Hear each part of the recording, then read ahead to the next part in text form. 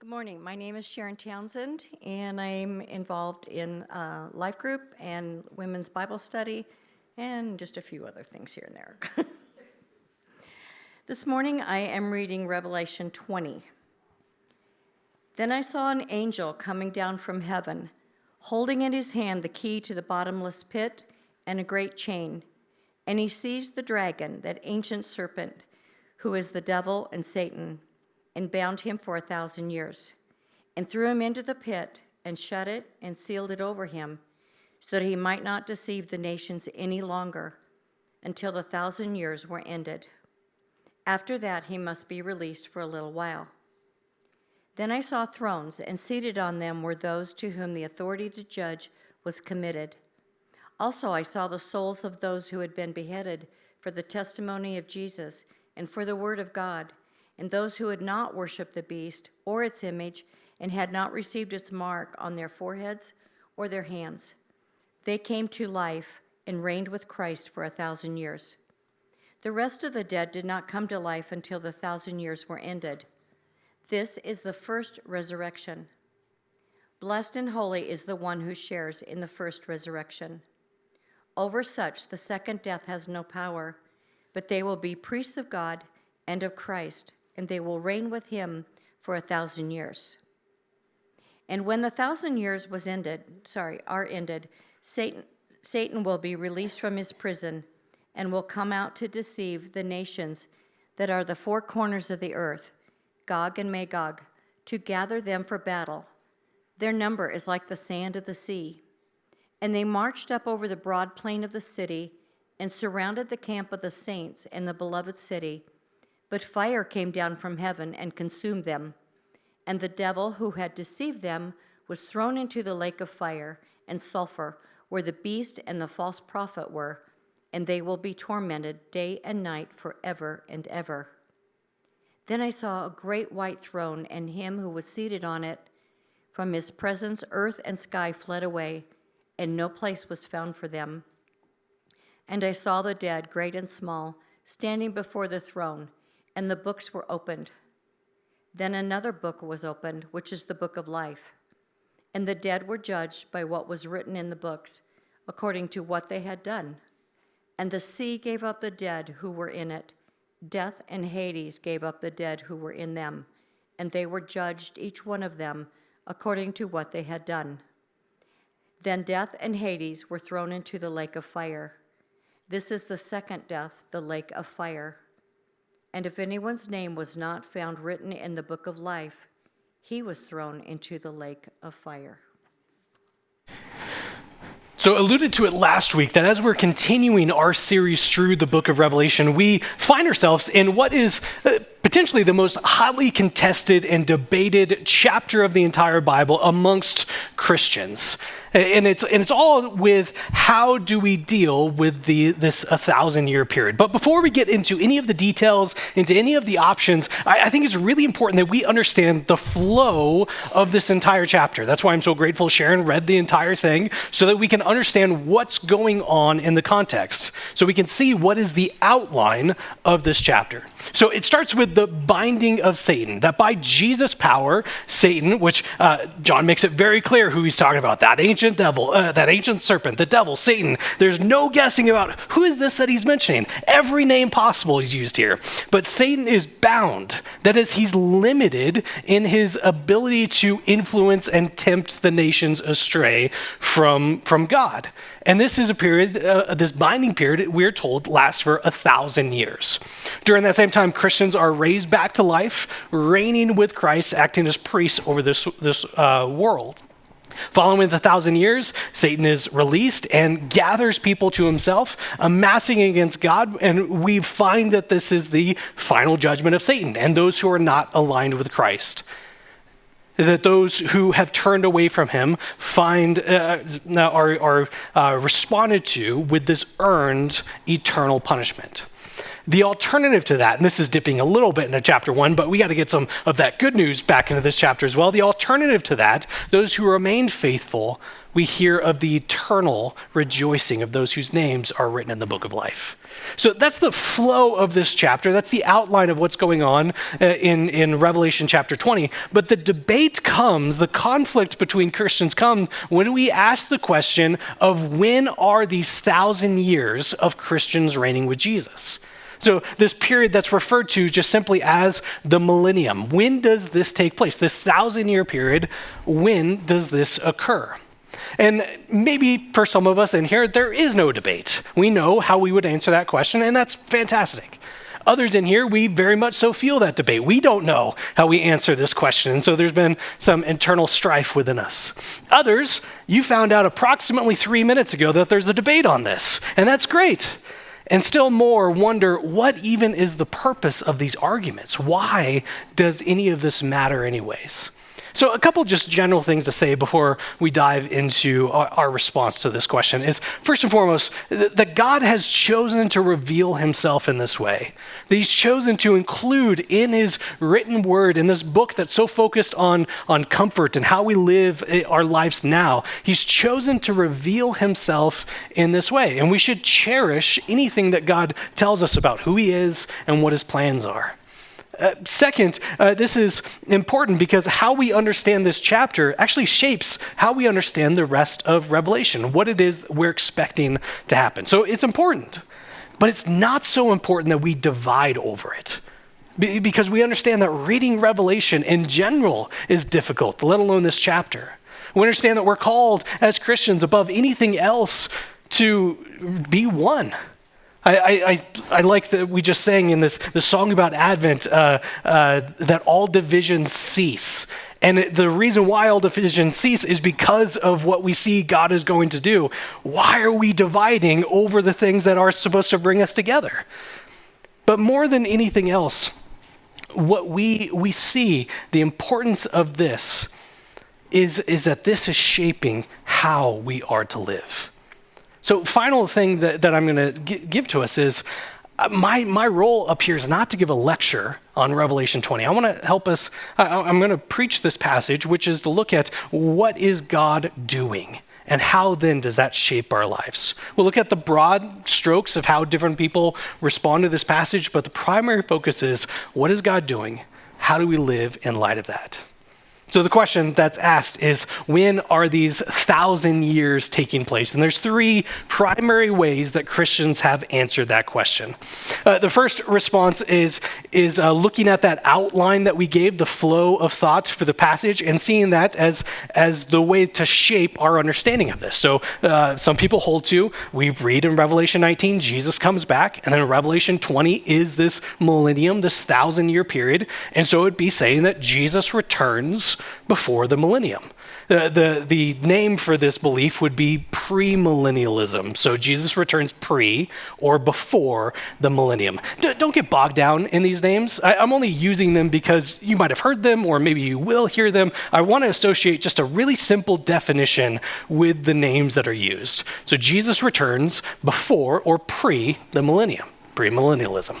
The second option is kind of the opposite of that. And the idea here is that there's this period of triumph that will take place, or some people would say is currently taking place, where the gospel is going out, the people are being saved around the world, and this will bring in the millennium. So this is happening, the millennium is going to happen, Jesus is going to return after the millennium, so post-millennialism. And where this thinking comes from is we're told about how the gospel's going out, that even there's promises that the whole world will hear of Jesus, and so they would say that this needs to happen before Jesus would return. The other option is what's called amillennialism. And if you talk to someone who's an amillennialist, the first thing that they would say to you, well, is probably hello. But following that, without fail, amillennialists will always say, this is a bad name.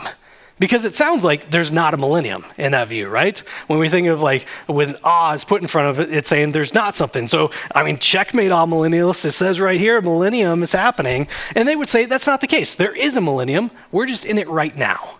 And so the idea is that Satan being bound, so not inactive but limited in what he could do, that the power that's happening in Christians, that this raising to life is our spiritual raising to life, those are all happening ever since Jesus' death and resurrection. And so those are the three main ways that people would answer the question as to when are these 1,000 years. At risk of making it a little bit more complex, I want to give just a little bit more of an answer, because one of the options up there has kind of two distinct camps of how to answer this question. So I know, bear with me, this is sounding a little bit more complex than I wanted it to sound like, and a little bit conspiracy theorist, but I want to just help us to understand how people respond to this passage. So one of the options, premillennial, has two distinct camps that fit within it. One is to say, and this is what's called classic or historic premillennialism, and this is that Jesus comes and immediately brings his followers to himself and then immediately returns to earth to start the millennium. This is what's called classic or historic premillennialism. The other option is that, and it's trying to hold parts of Revelation as distinct events, and so it's a view that's trying to capture all of what's being said throughout the book, to hold them as distinct events. And it's that Jesus returns, but not to earth. It's like a secret or private return in which he brings his followers, removes his followers from the earth to himself for a period of 7 years. And this 7 years is what's called in Revelation the Great Tribulation. It includes events that we've seen all throughout. So the beast coming from the sea, the false prophet, God's wrath on the earth. God is removing his people from experiencing any of that. After the Great Tribulation, Jesus returns with his followers to the earth to start the millennium. So all of these different views here, sorry, I forgot to say, this one is called dispensational premillennialism. And it's the most complex name that we have. The idea is that there's different dispensations or orders of times that God is working throughout this. All of these different views, which one is the correct one? I'm not particularly interested in that question. And the reason for that is so many strong and good Christians have held to all of these different views throughout church history. Even if you try to look at, okay, so which one is the best fit from church history? Which one have other Christians held to that I should hold to instead? I mean, all of them. You look at when the church is doing really well. I mean, postmillennialism is thriving in those times because it's this time of triumph. When the church is suffering, it's premillennialism. We are waiting for Jesus to return to usher in something good. You look at the earliest people in church history, they've held to historic premillennialism. Did you wonder how we got the name historic? It's the earliest views that we have from the church.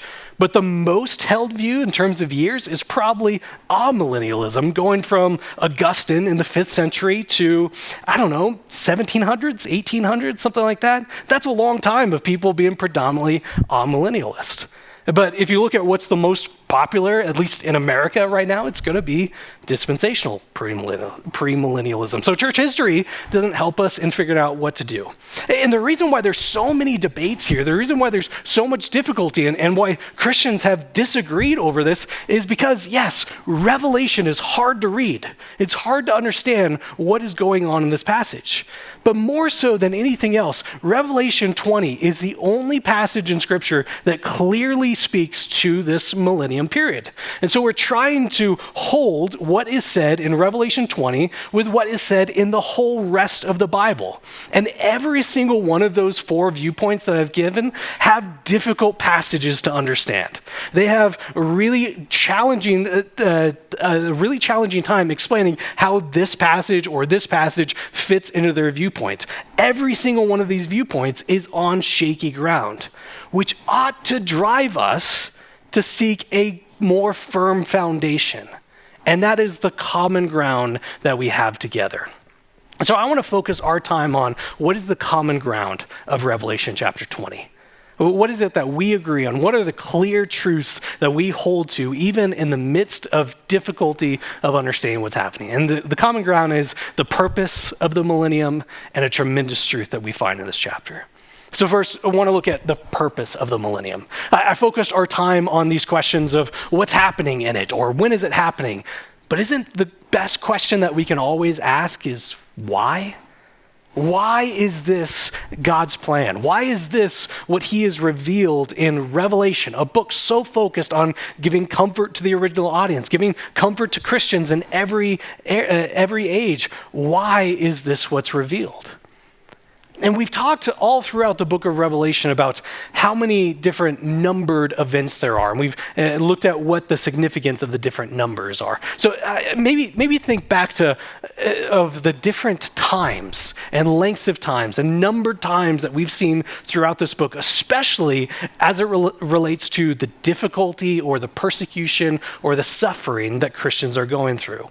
A couple examples that come to mind. We hear of an hour of trial.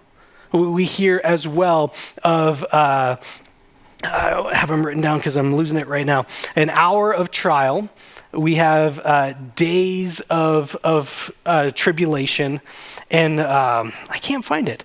Days of tribulation, trampling that occurs for months. There even are periods of years. We're told of time and half time, which is 3.5 years. So hour of trial, days of tribulation, trampling for months, 3.5 years, all of these times that are happening. And yet, the duration of this glorious reign of Jesus on the earth with his people who are raised to life, that's a number that goes beyond anything that we've seen throughout this book before. That, we are told, is a millennium, is 1,000 years. I mean, yes, we are looking forward to eternity with God when we are his people, we know and are known by him. But think about, in the midst of all the difficulty that we are told that the church is going through, this incredible truth that's promised to them. I mean, in no way does this diminish what Christians have and will experience. In no way does this diminish the difficulty that you have and will go through. But man, how much easier is it to endure the hour or the day or the months, knowing this 1,000 years of splendor? As we look at why has God revealed this millennium to his people, how much comfort do we draw? How much endurance is possible when we know that the vindication of God's people greatly exceeds any and all difficulty that they will go through? The second bit of common ground that we have is this tremendous truth, which comes from the last scene of this chapter, which is Revelation 20, verses 11 through 15. Let me reread that for us. It says, "And then I saw a great white throne, and him who was seated on it. From his presence, earth and sky fled away, and no place was found for them. And I saw the dead, great and small, standing before the throne, and books were opened. Then another book was opened, which is the book of life. And the dead were judged by what was written in the books, according to what they had done. And the sea gave up the dead who were in it, and death and Hades gave up the dead who were in them, and they were judged, each one of them, according to what they had done. And then death and Hades were thrown into the lake of fire. This is the second death, the lake of fire. And anyone whose name was not written in the book of life, he was thrown into the lake of fire." So this whole thing starts with this incredible picture, once again, of God's glory. It reminds me of chapter 4. It's this chapter of God's majesty, how uncontainable he is, how otherworldly he is, how pure and holy this God is. And we see that just by God entering into this world. We see him entering in, and his mere presence alone begins to remove the effects of sin on the earth. This incredible phrase that's used, "From his presence, earth and sky fled away." The idea is that this world that we live in, it bears the marks of a world of sin. It is itself coded by the fall, by sin that happens in. It falls short of God's perfection, that everything around us has felt the impact of sin. And that by God, by his presence, by him entering into this world, by him beginning to usher in a new kingdom, a perfect creation, his presence alone removes all that's broken and frail and fractured and old. And we see that as he's coming, as he's bringing about a restoration of creation, this restoration includes the pinnacle of creation, which is humans. that all the dead are raised, but we saw the Christians raised before, and now this is the rest of the dead, and yet we are told that Paul in particular, he writes, all will stand before the judgment seat of Christ. And so all are being judged, and we're also told what the basis of this judgment is. It's these books that are opened, these books that contain a written record of everything that everyone has ever done. So I want you to try to picture this scene that we've seen all throughout the book of Revelation to this point, the fruitlessness of turning away from God to other things. God has demonstrated time and time again how much power and authority he has over all pretenders and alternatives to himself. We've seen God demonstrate time and time again his might over every enemy. How many times throughout the book of Revelation are armies amassed against God like we see here again, and yet there's not a single battle that occurs. God is victorious just by who he is, by his nature alone. We've seen God demonstrate time and time again how incomprehensibly glorious he is, that he causes people to collapse just by the mere mention of his presence, that the best picture that we have to describe him is sounds and noises and phenomena that just cause us to tremble. That is the picture of God that's received to us. And now he has brought forth on this throne all of humanity amassed before him to give an account to what they've done. Here, the ever faithful, ever glorious, ever holy God is there, and every person needs to give an account of what they've done. The basis of this judgment is these books are brought out, and it contains what everyone has done. The idea is that it's a written record of all that we've accomplished, all that we've done, all that we've thought, all that we've dreamed of. You know those quiet moments that we thought no one else knew of? It's in the books.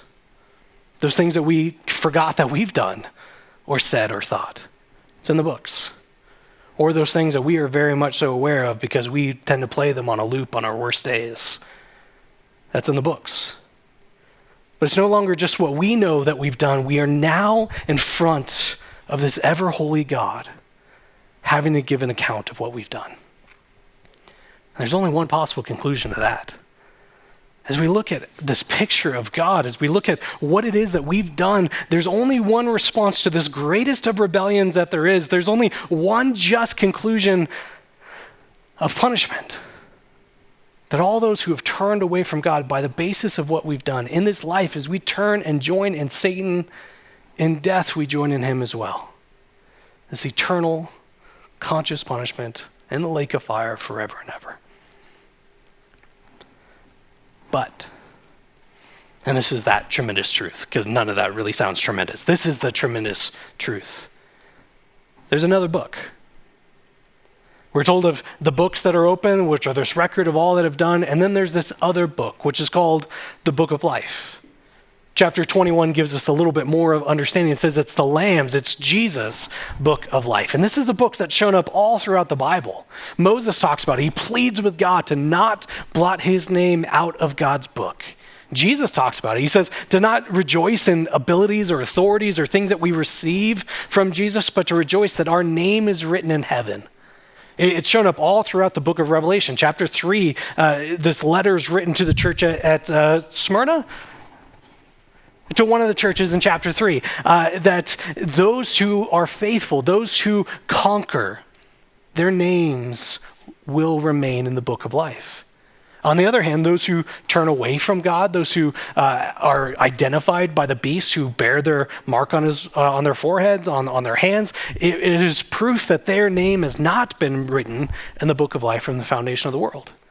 And in Revelation chapter 21, that those who are written in the book of life, they are the ones who enter into God's city. It's like this heavenly register that if your name is in here, it shows that your place is with God. So we have these two books that are written. There is the books or the book. And everyone is judged according to what they've done. But those in the Lamb's book of life, they do not face that earned eternal punishment. Those who put their trust in Jesus, who remain faithful to him, who belong to the Lamb, as all that they've done is brought out, as these books are open, as that's revealed, their name is then cross-referenced with the book of life. And if their name is in here, then all of this, every rebellion, every failure, everything that they've turned away from God on, everything that they've done that fallen short, that is all stamped completely as forgiven. That it's known, it's written right there. This record of debt is right there, and yet it's completely forgiven because their name is in the book of life. I mean, think about how we read this passage, and it's so difficult to understand, and it's so much easier to have arguments over what's going on, and yet in the midst of this confusion, there's so much that is absolutely crystal clear. There's so much that is certain of the reality that is to come. And first and foremost, we rejoice in the fact that Jesus is coming back.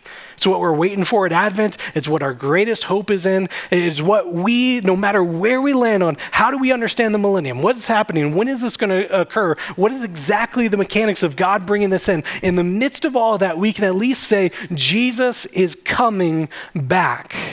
It is why in our statement of faith, we list what is clear and what is certain and what gives us hope in this life and in the life to come in what we say we believe. Let me just read that for you. This is what we as a church say we believe. It says that we believe in the personal, bodily, and glorious return of our Lord Jesus Christ. The coming of Christ, at a time known only to God, demands constant expectancy. And, as our blessed hope, motivates the believer to godly living, sacrificial service, and energetic mission. This is the certain coming future. This is God's revelation that he has given to us that no one can stop, no one can put on hold, no one can make it to be delayed or come sooner than God has perfectly planned from the foundations of the world to occur. This is what we are waiting for. This is our certain future. And yet, the other part that's clear about this reality to come is we live as people who are written in the book of life. We're told that this is what is happening. This is our certain future, and yet it's a reality that we live out of right now. As we look at this chapter, our names, the ability to be written in Jesus' book, comes solely because of Jesus. Any authority that's given to Christians in this book or in this life is because of Jesus. Any forgiveness that's given, being made as a new creature, reconciliation with God, the ability to be faithful to the end, this is all because of Jesus. See, it's our union, our relationship with Jesus that begins when we trust solely in him. That is what assures us of our future, but that is what gives us our present situation as well. That there's nothing in this life that can fracture me. There's nothing can shatter me. Those hours of trial, these days of tribulation, no matter what I go through, nothing can fracture me, nothing can truly harm me because my name is written in his book. Not by anything that I've done. I know what happens when I'm going up there by what I've done. I know what's in those books, what's waiting for me. But I know more than anything else, my name is in his book because of him. And so nothing can harm me. This is the future that is painted for Christians. One of the commentators I read, he put this beautifully. He says, if you are a believer in Jesus, this whole chapter is describing your future. Satan has gone from the scene. Christ is reigning on earth. You will be raised from the dead to sin no more. No satanic deception, no satanic temptation. In the presence of Christ, you will do justice and serve as a priest of God. This is what you were made to do. You were created to enjoy God as king in God's land, in free obedience to God's law, uncontaminated, undefiled, unsullied, no devil prowling around like a roaring lion. Freedom, joy, righteousness. As he says, if you're a believer in Jesus, this is describing our future. And yet, because our names are written down, because the basis of all of this is because of what Jesus has accomplished on our behalf, this is the reality, this is the identity that we live out of right now. Think about all the things that we let identify us. Think about all the things that give us purpose and value and worth in this life. And yet there's nothing more secure. There's nothing more completely saying who we are than the fact that my name is written in Jesus' book because of what Jesus has done on my behalf. That I can live out of this joy and righteousness and freedom that is to come. I can live out of that now because of the reality that Jesus has already accomplished this on my behalf. That those who are faithful, their names are in the book now. So my greatest identity in life, for life, and life to come is that my name is written in his book. But it gets to the last bit of the reality to come. Is there are people around us whose names are not written in the book of life. I mean, the most horrifying image in this entire chapter is we have this 1,000-year reign of Jesus, and then after that, Satan is loosed, and people immediately flock to Satan, away from the only worthy God, away from this only one who has power and authority and worth, and to something lesser, to something that can only bring doom. I mean, maybe it's just me, but it's hard not to personalize this. As I think about the people who are around me, the people who are near me in life, whose names are not written in this book, who have not turned to Jesus as the only one for identity, for life now and to come. That as I read this chapter, it's hard not to think about those people. And yet it is as well the reminder that God has us exactly where we are for a reason. That the neighborhood you're in, the school that you go to, the place that you work, all of that is what God has ordained for you to be in from before the foundations of the world. It's a reminder that God is patient in his judgment, that this has not yet happened yet. We read elsewhere in the Bible that God wishes for no one to perish. And we know as well that he is working through his people to bring people who are far away near to him. We've said that all of the book of Revelation acts as this reminder that we are called to tell the world about Jesus, about the hope that is found in him now, about the only hope, the only basis of which we have to stand on that judgment day is whether or not our name is written in his book. And no place is that call to tell others about Jesus more clear than here, as we see the result of what happens for those whose names are not in his book. And I know that this is difficult. I know that it takes boldness. I know that we don't always have the words. I know that it's difficult and we don't want to upset people and we don't want to overstep or don't want to step on people's toes. I totally get all that. But I also think that there's never been an easier ask. There's never been an easier opportunity to point people to Jesus than this time of year. That we have opportunities to bring people along with you to church in a way that's less invasive, that's easier to ask people. I mean, coming to church isn't some magical fix. It's not as though we just got to get them in those doors and then their name will be in the book or there's some aura here that's going to purify people. It's not that at all. But it's an easy opportunity to start a conversation with people, to start being alongside those that God has put near you as neighbors, as coworkers, as friends, as family, as people in your class, to just come alongside of them and really simply say, hey, I care about you a lot. I would love for you to join me at Christmas Eve. Or, hey, you're an important person in my life, and we have a tradition every year at this time of year. Would love for you to join in with me in this tradition. Christmas Eve, we go to church. Would invite you to come. It's such an easy opportunity to invite people to hear of the only hope that we have. I mean, after all, what we celebrate at Christmas is that as Jesus came to this world, that is what brings about hope for this world. And so what better time than Christmas to help us to see these people who are around our lives, who don't have this firm foundation, this certain hope. What better time than Christmas to help them see the only hope that's found in Jesus? Let me pray for us.